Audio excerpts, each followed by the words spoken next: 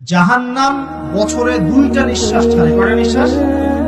একটা নিঃশ্বাস গ্রীষ্মকালে যখন প্রচন্ড দাবদাহ চলে, ওইটা হচ্ছে জাহান্নামের নিঃশ্বাসের ফসল। ওই প্রভাবে পৃথিবীতে এরকম তাপদাহ চলে। এই সায়েন্স বিশ্বাস করবে? করবে না। ওর বিশ্বাসের আমার যায় আসে না। আল্লাহ বলেছেন সত্য, রাসূল বলেছেন সত্য। আরেকটা হচ্ছে শীতকালে যখন প্রচন্ড ঠান্ডা, তখন শীতকালে জাহান্নামের এমন একটা জায়গা আছে যেটা কিন্তু শীতল জায়গা। জাহান্নামের পুরো জায়গাটাই কিন্তু আগুন নয়, এমন জায়গা আছে যেটা কি শীতল।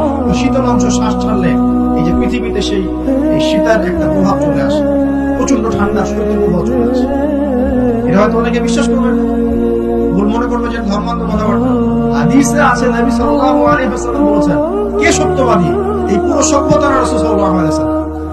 এই বিশ্বের সমস্ত মানুষ সত্যবাদী বেশি না আল্লাহর রাসূল বেশি সত্যবাদী? বাস, আর কোনো দরকার আছে কথা? কবরের আযাব সত্য না মিথ্যা? চোখে দেখা যায়? কোন পরীক্ষাগারে প্রমাণ করা যায়? তাহলে পশ্চিমারা যে বলে পরীক্ষা নিরীক্ষা পর্যবেক্ষণ ছাড়া কোনো জ্ঞান নেওয়া যাবে না, তাহলে কি হবে? এই যে শিক্ষা ব্যবস্থা দাঁড়িয়ে আছে এখনকার এই দর্শনের উপরে, পরীক্ষা নিরীক্ষা পর্যবেক্ষণ চাক্ষুষ না দেখা পর্যন্ত কিছু বিশ্বাস করে। বিশ্বাস করেন তাহলে আপনাকে বলবে ধর্মান্ধ হইবে। কি বলবে? বুঝেন না আমার? হ্যাঁ, ওদের